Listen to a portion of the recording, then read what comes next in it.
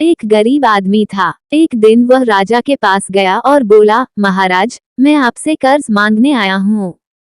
कृपा कर आप मुझे 5,000 रुपये दें। मैं 5 वर्ष के अंदर आपके रुपये वापस कर दूंगा। राजा ने उसकी बात पर विश्वास कर उसे 5,000 रुपये दे दिए।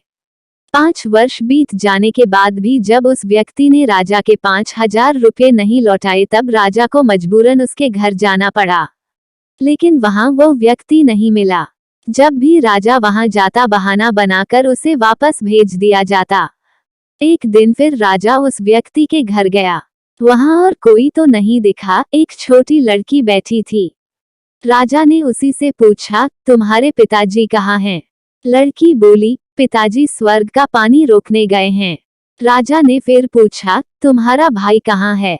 लड़की बोली, बिना झगड़ा के झगड़ा करने गए हैं। राजा के समझ में एक भी बात नहीं आ रही थी, इसलिए वह फिर पूछता है, तुम्हारी माँ कहाँ है?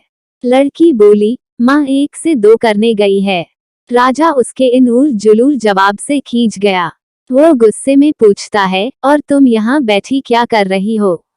लड़की हंसकर बोली, मैं घर बैठी संसार देख रही हूँ। राजा समझ गया कि लड़की उसकी किसी भी बात का सीधा जवाब नहीं देगी, इसलिए उसे अब इससे इन बातों का मतलब जानने के लिए प्यार से बतियाना पड़ेगा। राजा ने चेहरे पर प्यार से मुस्कान लाकर पूछा, बेटी, तुमने जो अभी अभी मेरे सवालों के जवाब दिए, उनका मतलब क्या है? मैं तुम्हारी एक भी बात का मतलब नहीं समझ सका। तुम मुझे सीधे सीधे उनका मतलब समझाओ। लड़की ने भी मुस्कराकर पूछा, अगर मैं सभी बातों का मतलब समझा दूं तो आप मुझे क्या देंगे? राजा के मन में सारी बातों को जानने की तीव्र उत्कंठा थी। वह बोला, जो मांगोगी वही दूंगा। तब लड़की बोली, आप मेरे पिताजी का सारा कर्ज माफ कर देंगे तो मैं आपको सारी बातों का अर्थ बता दूंगी।